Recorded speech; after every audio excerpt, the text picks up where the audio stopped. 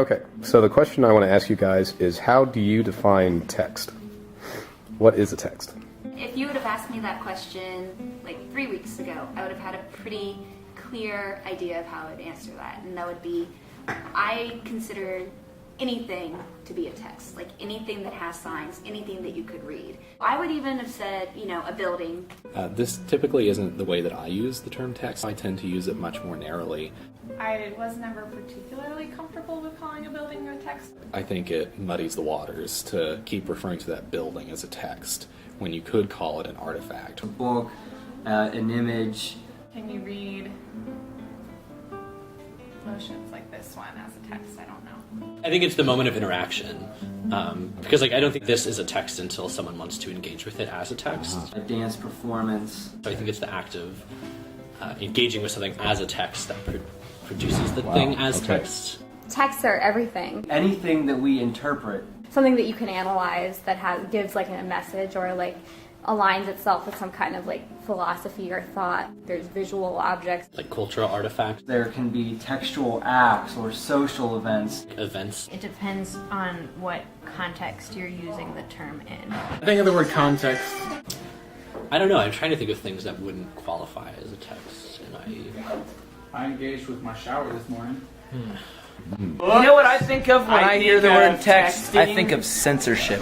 Oh. Right, okay, but there's a type of engagement. I mean, is it, how are you engaging with your shower this morning? I got in it.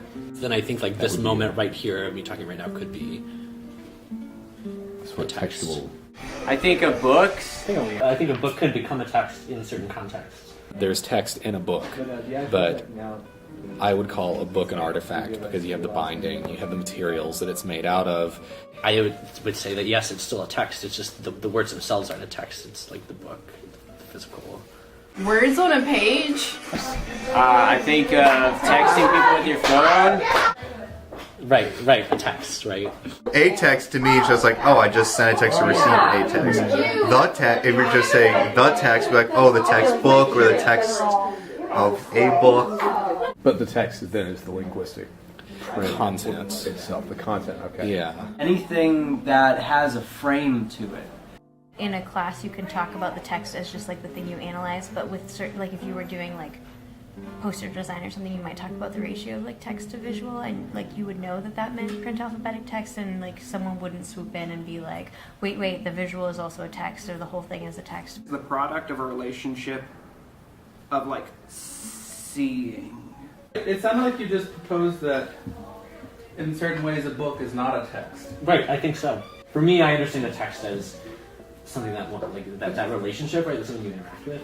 Don't talk so much about history, people. Oh, I know. I'm sorry. I just find it interesting because I don't when know. people worry about text, usually it gets contentious about including things. But I've never heard of anyone like start excluding books. Like, this book is not a text.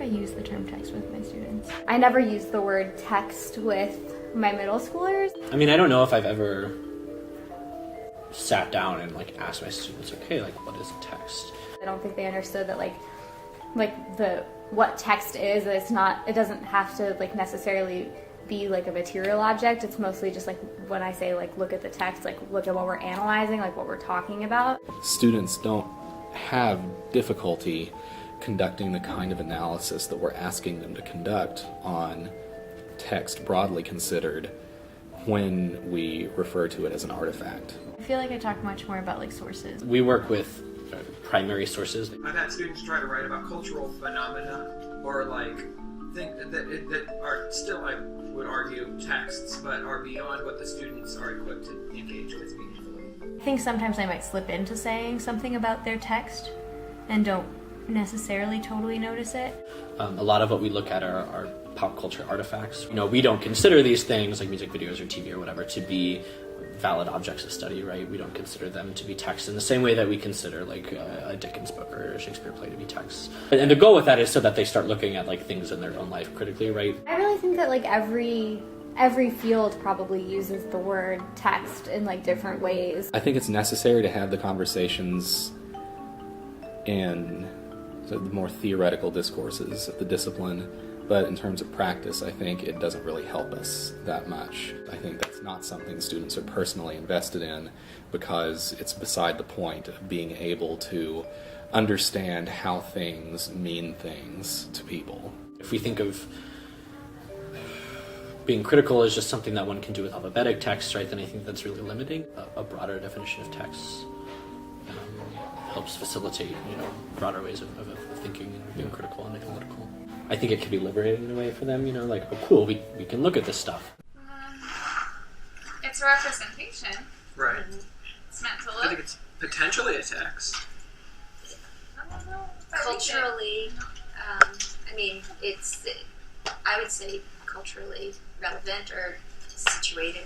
Yeah. Perhaps. I mean, it's smiling, right? Like that means something. It has a hole in the top. That means something. So it's but just 'cause definitely it an means, artifact. yeah, It's that's an right. artifact, definitely.